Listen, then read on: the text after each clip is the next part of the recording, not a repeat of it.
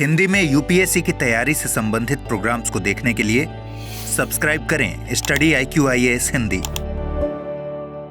राजनीति के बारे में आपने जो बातें सुनी होंगी वो सारी की सारी बातें सही होती हैं। इसमें कब किस समय कैसा होगा, कौन कहाँ कैसा क्या है, आप इसको कभी भी प्रिडिक्ट नहीं कर सकते। आप कितने भी बड़े राजनीति के पंडित क्यों ना हो, लेकिन फिर भी आप राजनीति के अनुमान पूरे तरीके से कभी भी नहीं लगा सकते हैं। नीतीश कुमार जो बिहार के नाम से जाने जाते थे या बिहार में जिनको विकास का बाबू कहा गया, वह नीतीश कुमार अब बिहार को छोड़कर भारत की केंद्रीय राजनीति में जा रहे हैं।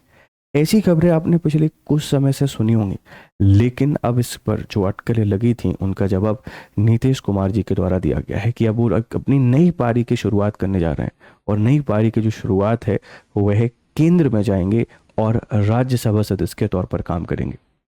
नीतीश कुमार जो बिहार के परिवर्तन का रास्ता जहाँ से जाता है वो शायद नीतीश कुमार के थ्रू ही जाता है। बिहार की राजनीति में बहुत सारे लोग आए गए, बहुत सारे लोगों ने काम किया, लेकिन बिहार को बदलने का जो काम किया है वह नीतीश कुमार जी के द्वारा किया गया और अभी शायद ही किसी ने सोचा होगा कि ऐसा कुछ होने वाला है।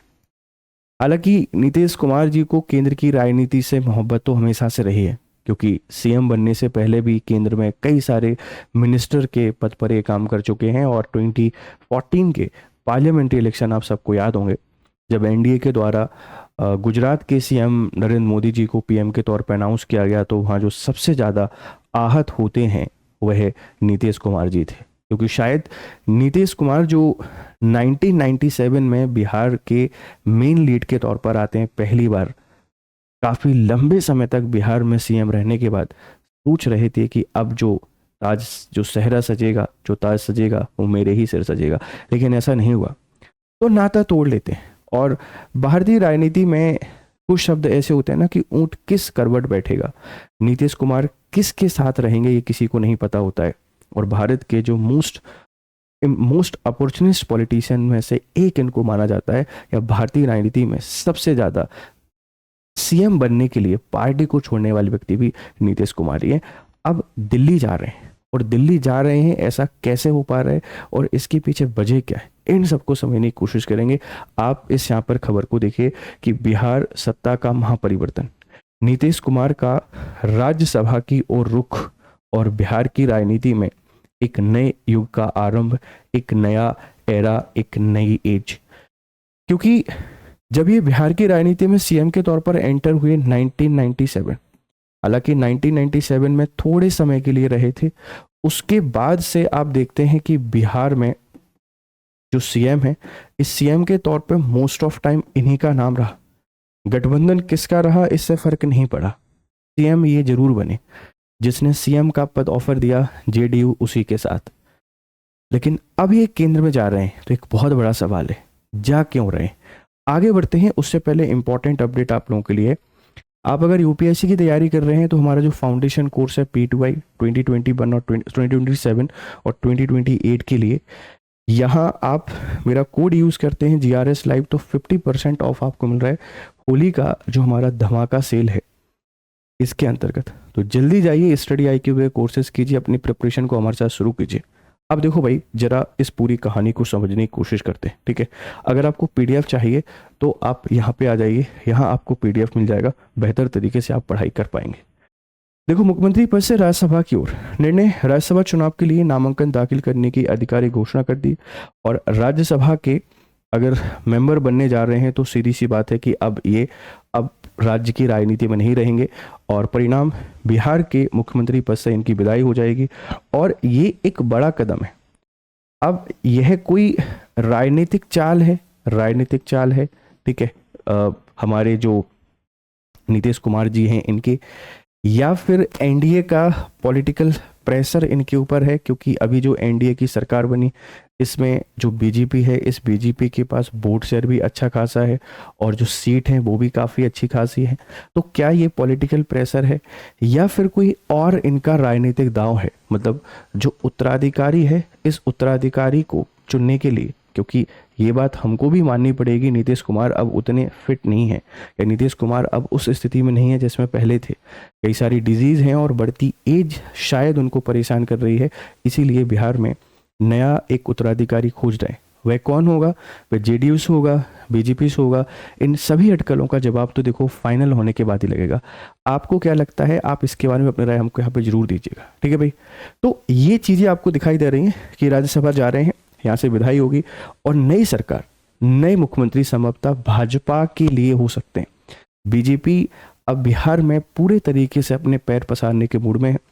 जेडीयू का जो साथ है शायद अब सिर्फ साथ के तौर पर देखना चाहते हैं और काफ़ी लंबे समय से एक ही चेहरा बिहार का सीएम है, उसको बदलकर किसी नए एक टैलेंट को, एक यंग फेस को शायद सीएम बनाए, जिससे बिहार में और परिवर्तन यहाँ पर लेके आ सके।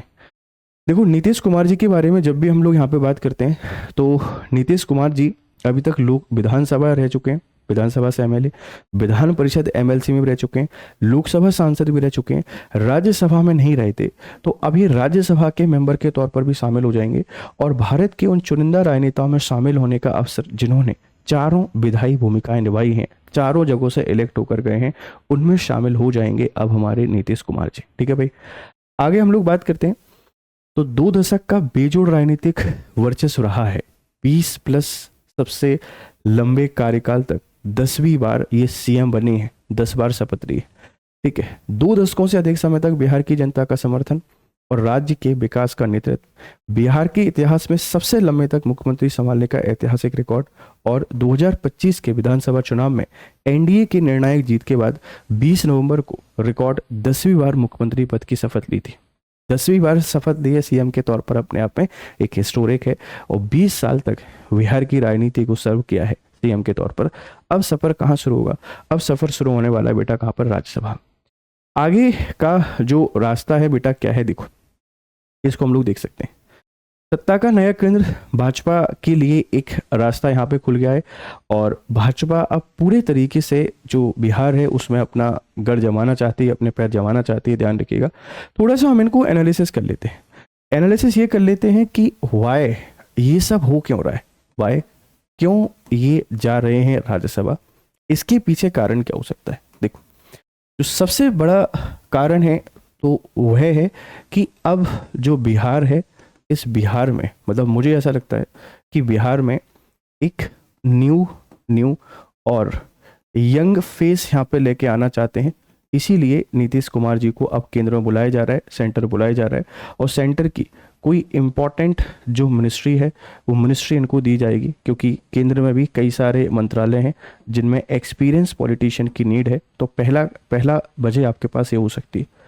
दूसरी वजह यहाँ पर क्या है? दूसरी ये है कि देखो जिस तरीके से एज बढ़ रही है, जिस तरीके से एज बढ़ रही है और हेल्थ इश्यूज हैं, इनके कारण भी हमको एक न्यू लीडरशिप तैयार करनी पड़ेगी, नहीं तो बिहार फिर लीडरशिप क्राइसिस को फेस करेगा और फिर शायद बिहार में वही जंगल राज और ऐसी चीज़ें हमको यहाँ पर देखने को मिले। तीसरा इसके पीछे रीजन हो सकता है कि क्या जो बीजेपी है, इस बीजेपी का एक प्रेशर हो सकता है कि भैया अब आपका जो जेडीयू है उतना अच्छा काम तो नहीं कर पाया, तो आप ऐसा करिए, हमको कमान दे दीजिए, काफ़ी लंबे समय से आप ही सीएम है, हमने आपको हमेशा सपोर्ट किया है, अब बीजेपी का यहाँ पर नया चेहरा बना दीजिए। और आप ऐसा कह सकते हैं कि यह एक शिफ्ट हम इसको मान सकते हैं कि यह एक परिवर्तन के हिसाब से किया गया है कि चलो अब थोड़ा सा एक परिवर्तन लेके आते हैं। काफ़ी लंबे समय से एक ही परिपाटी चल रही थी। अब इनमें से वजह देखो बेटा कुछ भी हो सकती है, ये पॉसिबिलिटीज़ हैं, आप इनको एक बार देख लीजिएगा, आपको जो भी ठीक लगता है कमेंट बॉक्स में हमको जरूर बताइएगा। अगर हम नीतीश कुमार जी की बात करें तो नीतीश कुमार जी काफ़ी एक्सपीरियंस है और आपने देखा होगा कि जो जेपी आंदोलन की शुरुआत हुई थी, जेपी मूवमेंट 1975 के आसपास, यहाँ से अपनी राजनीतिक पारी की शुरुआत करते हैं। ठीक, यहाँ से अपनी जो राजनीतिक पारी है, इस राजनीतिक पारी की शुरुआत करते हैं और शुरुआत में ये मिनिस्टर रहते हैं, मंत्री रहते हैं और सेंटर में कई सारे मंत्रालय इन्होंने संभाले और उसके बाद फिर ये एक पार्टी बनाते हैं, Janata Dal United, JDU party बनाई जाती है और जैसे ही ये इसमें आते हैं इसके मुखिया बनते हैं और उसके बाद जो फर्स्ट टाइम सीएम है वे फर्स्ट टाइम सीएम बनते हैं 1997 में, 7 डेज़ के लिए, सिर्फ और सिर्फ 7 डेज़ के लिए। और उसके बाद फिर ये दोबारा 2000 में है ना 2000 में, और फिर 2005 से ये सीएम के तौर पर काम करना शुरू करते हैं। तो लगातार सीएम के तौर पर काम करते हैं। हालांकि बीच में 2 बार स्थितियां ऐसी हुई, जैसे 2014-15 के आसपास ये बीजेपी से अलग हो जाते हैं, तो जीतन राम मांझी सीएम बन जाते हैं। फिर दोबारा ये अलग चले जाते हैं एनडीए से और इंडिया अलायंस को ज्वाइन कर लेते हैं, फिर ये बीजेपी से अलग चले जाते हैं, लेकिन सीएम के तौर पर यही रहते हैं। लेकिन अब अगर ये जा रहे हैं दिल्ली, तो इसके पीछे कोई बहुत बड़ी वजह हो सकती है, क्योंकि नीतीश कुमार वो व्यक्ति हैं, आप इन पे कितनी भी बातें कर लें, लेकिन बिहार में थोड़े बहुत भी जो चेंजेस आए, थोड़े बहुत भी जो बदलाव आए हैं, वो बदलाव इन्हीं के कारण आए। क्योंकि 1990 से लेके बिहार को आप 2 तरीके से देखते हैं, मतलब 1950 से लेके 1990 तक क्या हुआ, हम उसकी ज़्यादा बात नहीं करते हैं, क्योंकि उसके बारे में हम बात करने से कोई मतलब बहुत ज़्यादा फ़ायदा हमको होगा नहीं, ठीक है। लेकिन बिहार को जब आप लोग देखते हैं, तो एक आती है बात 1990 से लेके 2005 के आसपास का समय, जहां हमको देखने को मिल जाते हैं जो यादव सरकार आपने देखी होगी, यादव सरकार, और यादव सरकार में भी हम जो लालू यादव हैं, इन लालू यादव जी की सरकार देखते हैं, और प्लस जो हमारी राबड़ी देवी जी हैं, इनकी सरकार देखते हैं। और उसके बाद फिर 2005 है, यहाँ से हमको चेंजेस देखने को मिलता है पूरे तरीके से, और नीतीश कुमार जो हैं एक सीएम के तौर पर हमको देखने को मिलते हैं। तो बिहार की राजनीति में जो जंगल राज, गुंडा राज, अब ठीक है, और जो लॉ एंड ऑर्डर का फेल्योर, जातिवाद, हिंसा, यही सब चलता था, इसको पूरे तरीके से बदलने का प्रयास किया और एक डेवलपमेंट की पॉलिटिक्स लेकर आए। चाहे भले वो महिला हो, बच्चियां हो, शिक्षा हो, गरीब तबके हों, हर किसी के लिए बेहतर काम किया, लॉ एंड ऑर्डर को मैनेज किया। बिहार जैसे स्टेट को लीड करना इतने लंबे समय तक, ये सिर्फ और सिर्फ शायद नीतीश कुमार ही कर सकते थे, कोई और नहीं कर सकते थे। हम उनको अपॉर्चुनिस्ट कह सकते हैं, हम उनको दल बदलू कह सकते हैं, लेकिन बिहार के लिए जो जरूरी था वो सब शायद उन्होंने किया है, और बिहार की जनता शायद इसीलिए इनको यहाँ पर पसंद करती है। तो बिहार की राजनीति से शुरुआत, हालांकि शुरुआत राजनीति की केंद्र से ही हुई थी, मंत्री पद के तौर से शुरुआत हुई थी, अब फिर से केंद्र में जा रहे हैं। अब नए उम्मीदवार कौन हो सकते हैं, कौन व्यक्ति है जो बिहार को यहाँ पे संभाल सकता है? तो सबसे ज्यादा नाम चल रहा है सम्राट चौधरी, ये उप मुख्यमंत्री के तौर पर काम कर रहे हैं। फिर विजय कुमार सिन्हा है, ये भी उप मुख्यमंत्री के तौर पर काम कर रहे हैं। दिलीप जायसवाल, ये इंडस्ट्री मिनिस्ट्री है। संजीव चौरसिया, ये विधायक हैं, और नित्यानंद राय केंद्रीय मंत्री हैं। देखो, ये बनेंगे ऐसा नहीं कह सकते, इनमें से कोई भी बन सकता है, क्योंकि एनडीए जिस तरीके से सिलेक्ट करती है, आप सबको पता है किसको सिलेक्ट करती है। हाँ, लेकिन अब ये तय हो गया है, बिहार से नीतीश बाबू जा रहे हैं, जो बिहार से ही जिस व्यक्ति की पहचान थी, अब वो शायद अपनी पहचान छोड़कर जा रहे हैं। वजह इसके पीछे क्या है आप मुझे बताइएगा, और इसके क्या प्रभाव पड़ेंगे बिहार की राजनीति में भी आप मुझे बताइएगा, कि क्या अगले चुनाव में एनडीए को फिर डिफीट का सामना करना पड़ सकता है क्या? आपकी जो भी राय हो हमको यहाँ पे जरूर बताइएगा। एक सवाल आपके लिए है, बिहार की स्थापना कब हुई थी? इसका भी आंसर आपने हमको कमेंट बॉक्स में बताना है। चलिए फिर मिलते हैं क्लासेस में, तब तक खुश रहें, मस्त रहें। Have nice time, good day to all. Hindi में यूपीएससी की तैयारी से संबंधित प्रोग्राम्स को देखने के लिए सब्सक्राइब करें स्टडी IQ IAS हिंदी।